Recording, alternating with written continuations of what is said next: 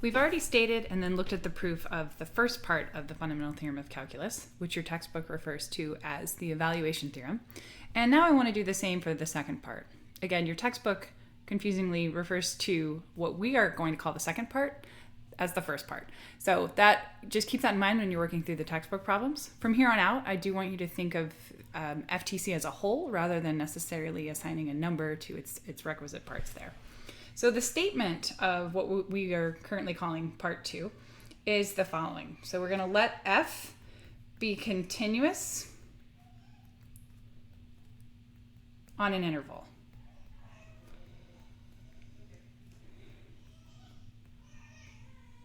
Then for any a in that interval,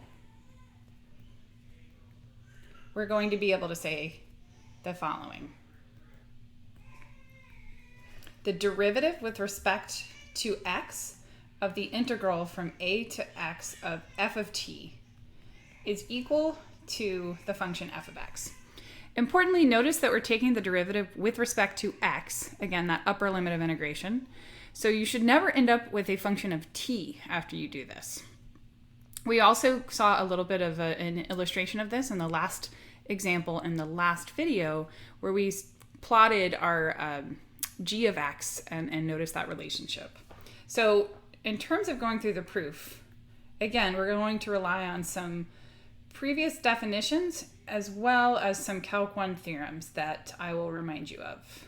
So to begin with, let's give this a name. I'm going to let g of x be the function that is the integral from a to x of f of t dt. Then you can see that we need to be able to show that g prime of x is equal to f of x. So I'm going to break this up into separate parts here. Like we said with the previous part of the FTC, in going through this proof, I don't expect you to be able to envision what the next step should be, but from one step to the next, I do think that you should be able to follow that path. So just being able to see the connection to those pieces. To begin with, because we're talking about g prime of x, let's start with our definition of the derivative of g of x. So that's the limit as h goes to 0 of g of x plus h minus g of x all divided by h. Now we've defined our g of x function up here, so I can actually write out what this should be.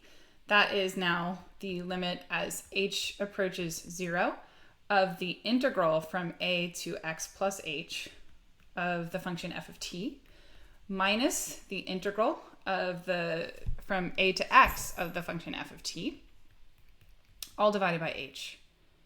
And then finally, I'd like to simplify that into a single integral using our properties of the definite integral. So what we need to pause here and think about is what the appropriate limits of integration should be if we are to do that. I think a quick sketch can help us get there.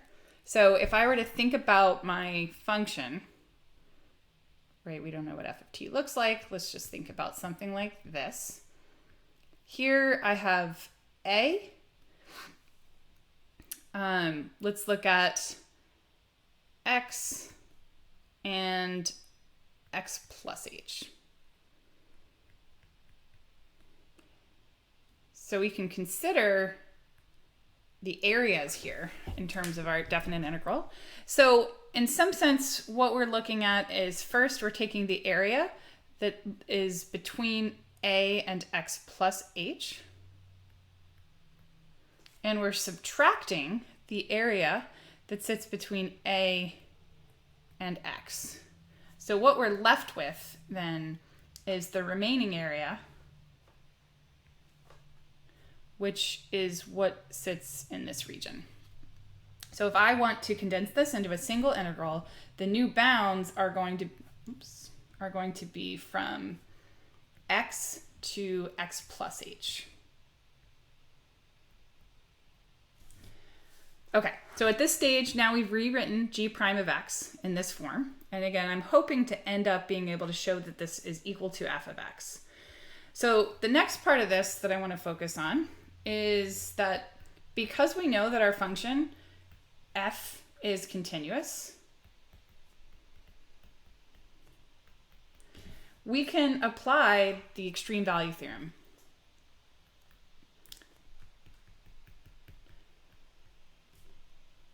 So the extreme value theorem implies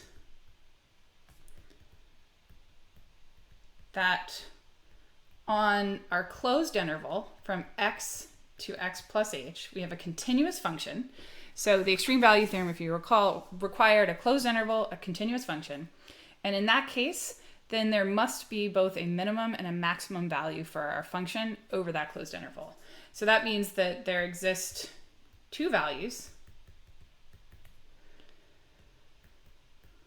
lowercase m and capital M, such that, let's say lowercase m is the minimum and capital M is the maximum. So lowercase m is less than or equal to f of t, which is less than or equal to capital M for all t values in this closed interval from x to x plus h.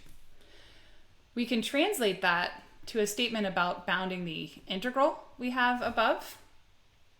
So I'm going to start here in the middle of my page. So if I want to look at the integral from x to x plus h of f of t, and using the knowledge of these bounds on the function, we've seen with our properties of integration that we can take the bounds on the integrand and use those to construct bounds on the integral. In particular, if I replace f with its maximum value, then I get a larger integral. And if I replace f with its minimum value, I will get a smaller integral. We can evaluate these integrals because these are simply the integral of a constant. You can think we're looking at rectangle area. The height on this side of my rectangle is capital M, and the width is x plus h minus x, or simply h. And likewise, I get lowercase m times h down here. So that's a bound on the integral. I want to come back up to this part here. I'm going to kind of ignore the limit at this step, but notice that I am dividing by h. So I can take this inequality that I've constructed here and divide everything by h. So we are assuming h is positive right now, but it turns out this all will work out as well if we went back and considered negative. But in this instance, what we're able to say is the integral from x to x plus h of f of t all over h is going to be bounded above by capital MH over h, which is just capital M, and below by lowercase m h divided by h, which simplifies to lowercase m. Okay, so thinking about this, I need a new sheet. That completes kind of the second part of the proof, and there's just one part left. So at this point, I have found a lower bound and an upper bound on basically the result of the difference quotient. And what I want to look at is what happens as I send h to 0 so that I can think about the derivative. So let's see, I'll put that here. As h approaches 0, the interval x to x plus h simply closes in on the point x.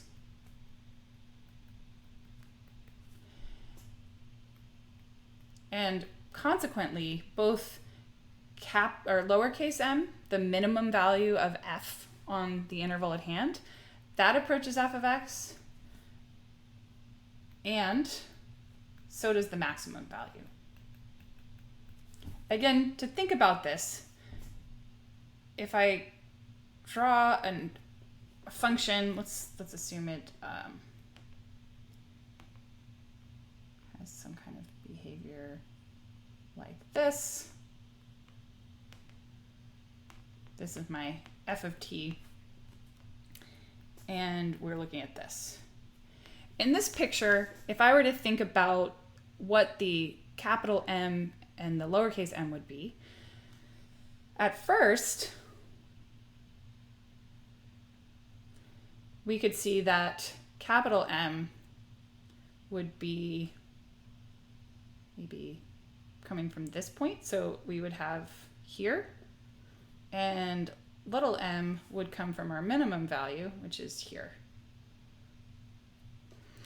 But those min and max values are dependent on the interval at hand. If I were to change this and simply think of this is x plus h1,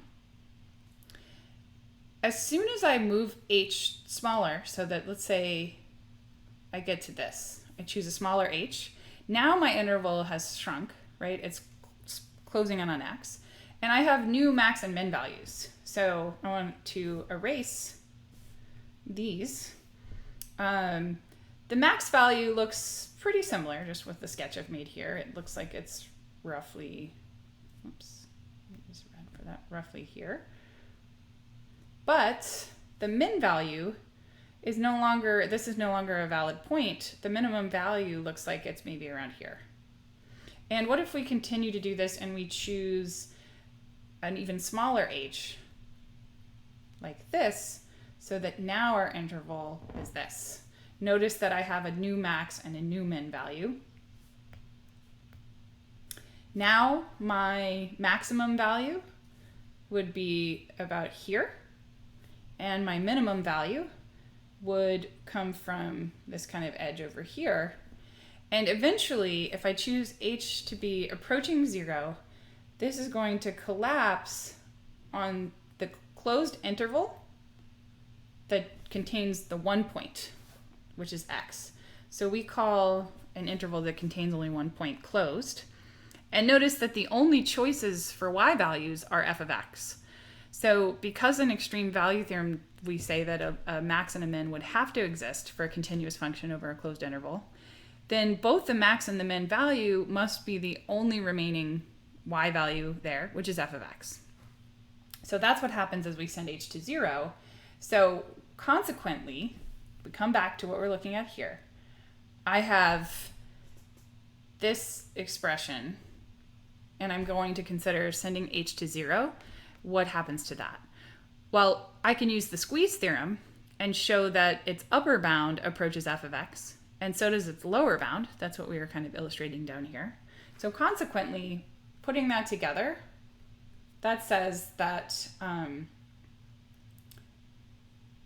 the derivative, which is what we were trying to build in here by taking the limit as h goes to 0 of the integral,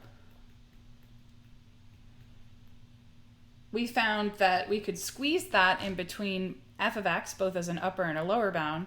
And if that limit is both greater than or equal to, but also less than or equal to f of x, it does in fact have to equal f of x. So that therefore proves the statement of our second part of the fundamental theorem of calculus. And in the next video, I want to go over some examples about actually applying that.